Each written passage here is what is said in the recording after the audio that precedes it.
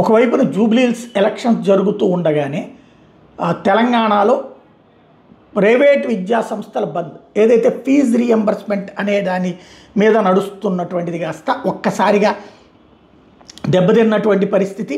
వాళ్ళకి డబ్బులు ఇటు ఆంధ్ర తెలంగాణ రెండు చోట్ల కూడా ఒకప్పుడు రాజశేఖర రెడ్డి తీసుకొచ్చిన ఈ పథకాల వల్ల వేలాది కాదు లక్షలాది మంది దేశంలో పేద కుటుంబాల నుంచి వచ్చినటువంటి వాళ్ళు మంచి ఉన్నత చదువులు చదువుకున్నారు, ఉన్నత ఉద్యోగాలు చేస్తున్నారు, విదేశాల్లో సెటిల్ అయిన వాళ్ళు ఉన్నారు, మెట్రో నగరాల్లో ఉన్నటువంటి వాళ్ళు ఉన్నారు. వీళ్ళంతా అసలు వాళ్ళ జీవితంలో అసాధ్యమైంది. ఎందుకంటే ప్రైవేటు విద్యా సంస్థలు, కార్పొరేట్ విద్యా సంస్థలు అంతంత ఫీజులు పెట్టి చదవడం కానీ ఇది అసాధ్యమయ్యేటటువంటి పని నాడు సాధ్యమైంది.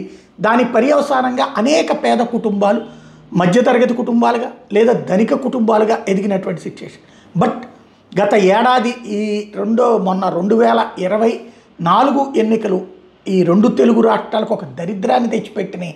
అదేంటి అంటే ఈ రెండింటి వద్దనేటటువంటి ప్రభుత్వాలకి పక్కన ఇస్తున్నాం, అవి చూస్తున్నాం, ఇవి చూస్తున్నాం అని చెప్తున్నారు.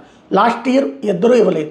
దాని పర్యవసానం అనేక మంది సర్టిఫికెట్లు ఆపుకోవాల్సిన పరిస్థితి వచ్చింది. కొత్తగా చేర్చుకోవడం మానేశారు. మీరు ఫీజు కడతానంటే చేరండి, ఫీజు రియంబర్స్మెంట్ ఆధారంగా మీరు చేర్చుకోమని తేల్చి చెప్పేసాని పరిస్థితిలో చాలామంది విద్యని కూడా కోల్పోయినటువంటి పరిస్థితి. ఇప్పుడు చివరికి విద్యా సంస్థలు ఆ బకాయిల సంబంధించి బట్టి విక్రమార్కతో ఒప్పందం మొన్న ఏదో ఇన్ని వేల కోట్లు ఇస్తామని చెప్పడం ఇప్పుడు ఆగిపోవడంతో విరక్తి చెంది సమ్మెకి పిలుపునివ్వడం రేపు సోమవారం నుంచి విద్యా సంస్థలు మూసివేస్తున్నారు.